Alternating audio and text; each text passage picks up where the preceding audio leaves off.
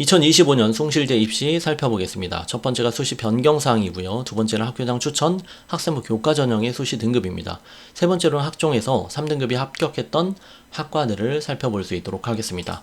자, 변경사항은 면접과 수능 최저에 있습니다. 자, 학생부 종합전형을 SSU 미래인재라고 하는데 작년에는 면접이 30% 들어갔는데 올해는 50%로 늘었다. 그리고 학교장 추천 전형, 학생부 교과 전형이죠. 수능 최저가 좀 완화됐습니다. 논술도 수능 최저가 좀 완화됐습니다. 자, 그럼 어떻게 완화됐냐? 작년에는 2합 4등급이었습니다. 문과가. 근데 올해는 2합 5등급으로 바뀌었고요. 이과는 바꾼 게 없습니다. 그래서 2합 5등급 동일하고요. 네, 이과에서 주의하실 점은 수학에서 확통이 안 됩니다. 그리고 과탐만 적용이 되고요. 논술은 과목 제한이 없습니다. 이과도 확통 가능하고요. 사탐도 가능합니다. 자, 자유전공학부가 생겼는데 자유전공 인문이 20명을 모집하고요. 그리고 자연에서 27명을 모집하는데 학생부 교과 전형에서, 그러니까 학교장 추천 전형에서만 모집을 합니다. 자, 인원수를 보시면요. 제일 많이 뽑았던 인원수가 경영학부에서 27명이고요. 그리고 이과에서는 IT 융합전공 20명을 모집을 했는데 자유전공학부의 인문에서 20명을 모집한다는 건 상당히 많은 인원수죠. 자연도 27명은 되게 많은 인원수라서 많은 학생들이 좀 지원을 할 거라고 생각이 됩니다. 정보사회학과 4명이나 뭐 언론홍보학과 4명, 평생교육학과 2명 이런 걸로 봤을 때는 엄청난 인원수에 해당하는 거죠. 자, 자유전공학부가 또 매력적인 포인트가 인문으로 들어가서 이과로 전공 선택을 할 수가 있고요. 자연으로 들어가서 문과로 전공 선택을 할 수가 있습니다. 근데 안 되는 학과가 있는데 예체능은 안 되고요. 그리고 계약학과인 정보보호학과, LGU+랑 그 계약학이 맺어져 있는데 이 정보보호학과는 전공 선택이 불가하다라는 거, 이것도 주의해서 알고 계셔야 합니다. 자, 반영 비율을 좀 조심해서 잘 보셔야 되는데 이 학교별로 반영 비율이 다 다르잖아요. 근데 학과별로 좀 다릅니다. 숭실제는 인문계열 같은 경우에는 국어하고 영어가 35%, 35%로 많은 비중을 차지하고요. 그러니까 수학이 좀 등급이 좀 낮은 학생들 같은 경우에는 인문계열로 지원하셔야 되겠고요. 반대로 문과에서 수학하고 영어가 비중이 큽니다. 경상계열은. 그래서 수학을 잘 보는 학생들 같은 경우에는 경상계열로 지원하시면 좋겠죠. 그리고 자유전공학부도 또 다릅니다. 국어하고 영어가 합해서 60%고요. 수학하고 사회가 합해서 40% 정도 됩니다. 이과는 35가 수학이고요. 그리고 영어가 25, 그리고 과학이 25로 이렇게 반영 비율이 다르다는 거죠. 그래서 지원할 때 내가 숭실대 계산 방식으로 어느 게 유리한지를 잘 살펴보시면서 지원을 하셔야 되겠죠. 자, 학교장 추천 전형의 수시 등급입니다. 수능 최저를 이제 작년에는 문과는 2합 4등급이었습니다. 어느 정도 맞췄는지를 보시면 52% 국문, 영어가 64%고요. 독어가 34%. 그래서 제가 30%대를 노란 걸로 표시를 했는데 독어, 불어, 일어. 그리고 뒤로 넘어가서 정치외교, 정보사회학, 언론홍보, 평생교육, 회계학과, 벤처중소기업, 금융학부 이렇게 문과에서 2합 4등급을 맞춘 학과들이 좀 적은 학과들이 있습니다. 또 영어인문학과 같은 경우에는 64%나 2합 4를 맞췄습니다. 철학과도 68%나 맞췄고요. 그리고 사학과도 58%나 맞췄는데 이 수능 체제를 얼마나 맞추는 이 비율에 따라서 등급이 조금 영향력이 어느 정도 있을 수는 있겠죠. 일단 몇 등급에서 지원을 해야 되는지 좀 살펴보겠습니다. 70% 컷에 보시면 국문이 2.51입니다. 영어가 2.28이고요. 독어가 2.79로 많이 좀 낮네요. 불어가 2.82. 중국어가 생각보다 2.17로 너무 높습니다. 그죠? 70% 컷이요. 일본어가 2.20이고요. 철학과가 2.51, 사과가 2.60이었고요. 법학과가 2.57, 국제법학과가 2.32. 자, 그럼 2점 중반대로 합격했던 70% 컷이 형성이 되는 학과를 다시 보면 국문, 독어, 불어, 철학, 사학, 법학 상당히 많네요. 10개 학과 중에 6개가 되는 거죠. 자, 사회계열 좀 보겠습니다. 사회복지학과 2.32, 행정학부 2.47, 정치외교가 터졌네요. 2.94, 정보사회학과가 2.07로 좀 매우 높았죠. 언론홍보학과 2.17로 높았죠. 평생교육이 2.49, 경제학과가 2.24, 글로벌통상 2.44, 경영이 2.35, 회계가 2.39, 벤처중소기업이 2.58, 금융이 2.41입니다. 자, 2등급 중반에서 합격할 수 있었던 학과를 보시면 행정, 정치외교, 평생교육, 글로벌통상, 그리고 벤처중소기업, 금융학부 정도는 한 2등급 중반으로 형성이 돼서 2등급 중반 학생들이 문과에서 많이 합격한 것을 볼 수가 있습니다. 자, 주요 교과 성적을 또 다른 분포들로 잘 나타냈는데, 이렇게 녹색으로 표시된 부분들은 지원자입니다. 그리고 동그라미 빨간색이 등록자인데요. 합격했다고 해서 무조건 등록하는 건 아니기 때문에 여기서 2등급 초반 학생들이 다른 학교로 갈 수도 있겠죠. 그래서 등록자를 보시면 2등급 중반에서 합격이 가능한지를 자, 요렇게 선을 그어서 살펴보면요. 자, 거의 대부분 2등급 중반에서 웬만하면 합격이 가능했겠죠. 자, 이렇게 선을 그어 보시면 됩니다. 2등급 중반에서 1호가 2등급 중반이 마지막 컷이었겠네요. 그죠? 뒷장을 넘기시면 행정학부도 2등급 중반에서 가능했습니다. 정치외교 가능했고요. 정보사회가 안 됐네요. 언론홍보 가능했죠. 평생교육, 물론 수능체제를 마쳤다는 전제하에 글로벌 통상 가능했죠. 경영, 회계, 벤처 중소기업, 금융. 자, 2등급 중반으로 합격하지 못했던 학과는 정보사회 정도 뿐입니다. 문과에서. 그래서 2.5 정도 됐다라고 하면 웬만하면 어느 학과도 다 합격할 수 있었다라는 걸 알 수 있습니다. 근데 왜 그랬냐면 작년에는 2합 4로 수능체가 좀 높았습니다.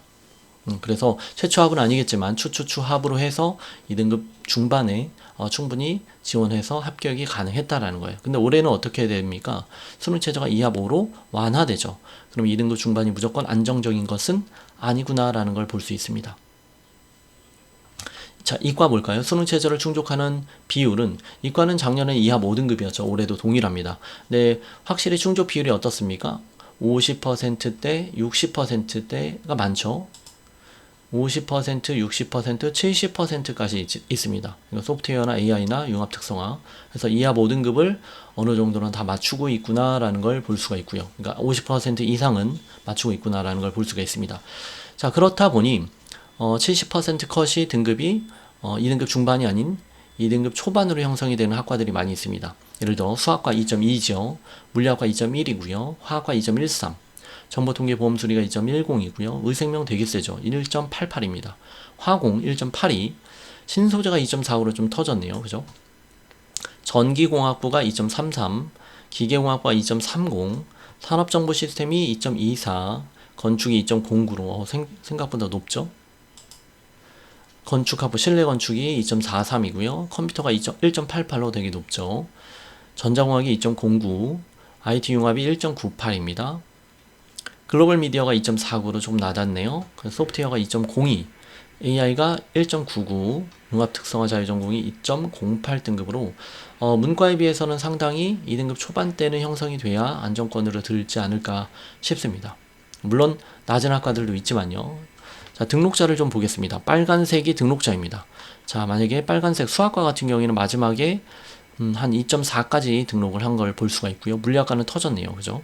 3등급 초반 3.2, 3.3 학생이 등록자가 있습니다.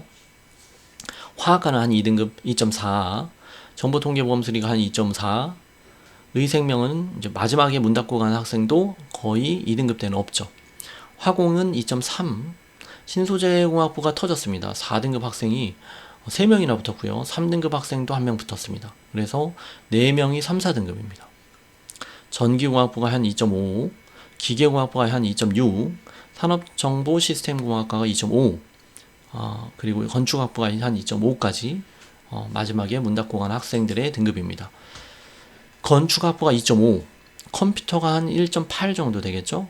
전자공학이 한 2.3, IT융합이 2.3, 글로벌 미디어가 2.7, 소프트웨어가 2.7, 그리고 AI가 2.1, 융합 특성화 자유전공이 한 2.2 정도 이렇게 됩니다. 그래서 문과에 비해서는 전반적으로 2등급 중반까지가 무조건 안정적인 건 아니구나라는 걸 볼 수 있습니다. 자, 만약에 그럼 내가 2.5에서 썼다. 그랬을 경우에는 2.5에서 써서 합격할 수 있었던 학과는 물리, 그리고 신소재, 그리고 기계, 산업정보, 한 건축공학, 실내건축, 글로벌 미디어, 소프트웨어 있긴 있죠. 있긴 있지만 안정적인 것은 아니다. 좀 눈치 작전을 잘 써야 되겠죠. 자, 주요 교과 평균 성적입니다. 2022년도, 3년도, 2024년도 있는데 별표가 인문입니다. 자, 2.41에서 2.32 그리고 2.40으로 비슷하게 2.34로 평균이 형성되고 있죠. 인문은 경상은 경상 보겠습니다. 2.27, 2.28, 2.32로 인문보다는 등급대가 조금 평균 등급이 높죠. 그리고 자연입니다. 자연은 내무 2.06, 2.12, 2.05 등급입니다. 아니죠. 2.11 등급이죠. 그래서 자연계 학생들이 등급대가 더 높다라는 걸 알 수가 있습니다. 그러니까 문과가 등급대가 더 낮죠. 이건 수능체제의 영향인데, 자, 그럼 수능체제가 완화됐기 때문에 이 문과에 있는 등급대도 어느 정도 올라갈 것 같다라는 걸 감안하셔야 됩니다. 자, 그런데 이제 우리 뭐 보통 펑크난다라고 하잖아요. 이 펑크나는 학과들도 있었습니다. 예를 들어서 문과에서 펑크냈던 학과가 펑크라고 하기엔 좀 그렇지만 3등급대 학생이 지금 법학과에서 합격을 했죠. 도거도 한 2.87, 2.7, 불어가 2.7에서 합격했던 학과도 있습니다. 그러니까 만약에 생기부가 안 좋은 학생들 같은 경우에는 2등급 후반이나 3등급대 학생도 이 펑크라는 걸 노려서 지원하는 학생들이 많이 있죠. 행정학부도 마찬가지입니다. 3등급대 학생이고 정치외교도 2등급 후반에서 3등급 초반까지 다 합격을 했죠. 평생교육도 2등급 후반, 회계학과도 2등급 후반에서 거의 3등급 학생이 벤처중소기업도 합격을 한 것을 볼 수가 있습니다. 그래서 이 수능 최저가 물론 완화돼서 조금 이런 일이 어떻게 형성될지는 모르겠지만 생기부가 좋지 않은 2등급 후반이나 3등급 학생들도 수능 체제를 노려서 이렇게 지원하는 것도 하나의 전략이 될 수 있습니다. 뭐 마찬가지로 이과도 신소재공학부에서 이런 일이 있었죠. 자, 그 다음 3년치 평균인데요. 자, 3년치 평균은 참고만 하시면 되겠습니다. 자, 이게 2022년, 2023년, 2024년 이렇게 3년인데요. 교과 평균입니다. 2.08, 2.47, 2.45. 그래서 좀 전반적으로 낮아지고 있는 것을 볼 수가 있었죠. 국문과에서. 그런다고 해서 올해 또 더 낮아지느냐? 그런 건 아니기 때문에 어떤 학과는 좀 높아지죠. 중어중문학과는 3.56에서 2.46, 2.31로 높아지잖아요. 그래서 이거는 참고만 하셔라. 그래서 뭔가의 패턴이 있는 것은 아니기 때문이다. 예를 들어 행정학과도 2.16, 2.19, 2.47로 점점 낮아지는데 이게 다시 높아질 수도 있다라는 거죠. 자, 이 3년치 평균은 참고만 하시고요. 자, 학생부 종합전형 보겠습니다. 이제 3등급대 학생이 합격했던 학과를 살펴볼 텐데요. 70% 컷이 있죠. 70% 컷이 국어국문학과가 2.61입니다. 일반고겠죠. 영어영문학과 2.96 일반고겠죠. 도고동문학과 3.76 일반고겠죠. 중어중문학과 3.58 일반고 학생이겠죠. 철학과 3.20 일반고겠죠. 근데 1원은 특목고 불어 4.79 특목고 학생이겠죠. 이래서 자, 이것을 보니 이제 이 평균 등급을 보고 지원하기에는 조금 모호합니다. 그래서 오히려 뭘 보시는 게 좋냐면 이 분포 등록자를 보시면 됩니다. 예를 들어서 이 3등급을 기준으로 3등급 학생이 합격하는 학과들이 있느냐. 물론 저희가 컨설팅했던 학생들, 저희 아람이십 연구소에서 컨설팅했던 학생들 기준으로도 좀 설명을 드릴 수 있도록 하겠습니다. 국문과 같은 경우에는 이제 3등급 학대 학생이 나오죠. 그러니까 생기부에 따라서 합격이 가능하다라는 거고요. 한 3등급 대 초반 돼야 됩니다.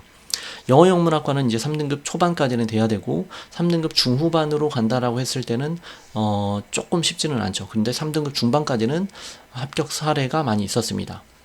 도고 마찬가지로 외고 학생들만 무조건 뽑는 것은 아니죠. 그래서 3등급 대 학생들도 충분히 지원이 가능하고요. 자, 마찬가지로 불어도 2등급 후반이나 3등급 대 가능합니다. 근데 이제 4, 5등급 대 학생들은 이제 외고나 국제고 학생들이겠죠. 중어도 3등급 초반 일반고 가능하죠. 이러도 지금 여기에서는 물론 등록자가 없긴 한데 이러도 마찬가지로 3등급 대 학생들이 가능합니다. 근데 3등급 초반이 그래도 어느 정도는 돼야 3등급 초반 정도는 돼야 합격 컷이 좀 안정적일 것 같습니다.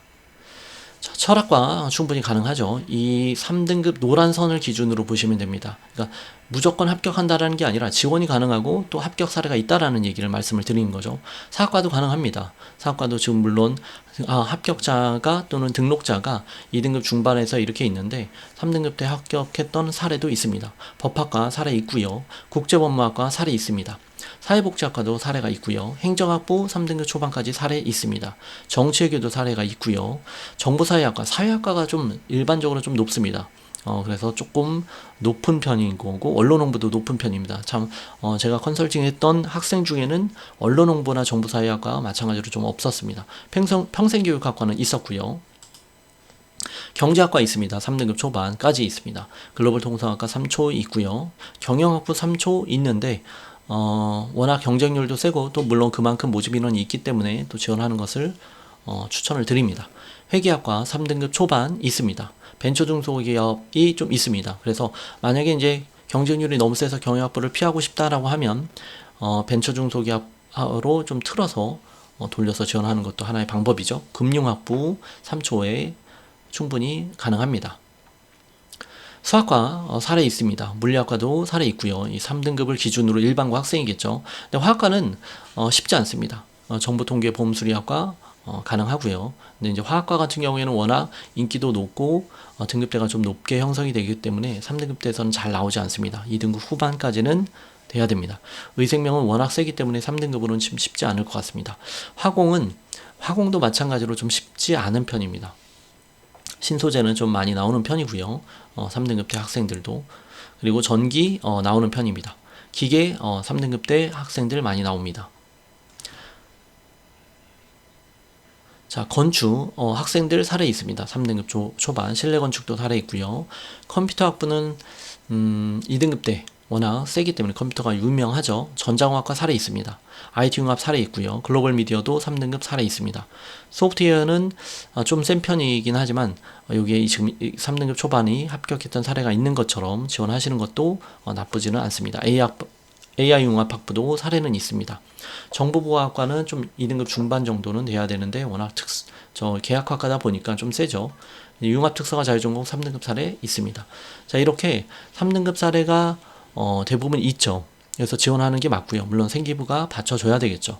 그래서 조금 3등급으로 힘든 학과가 뭐냐? 화학과, 의생명, 화공, 요런 좀 너무 센 과, 컴퓨터 학부, 그 다음에 정보보호, 이런 학과들이 조금 센 편이지만 무조건 3등급이 사례가 없다라는 건 아니지만 조금 등급대가 높은 학생들이 많이 있었다라는 거를 알고 계시고 지원하시면 됩니다.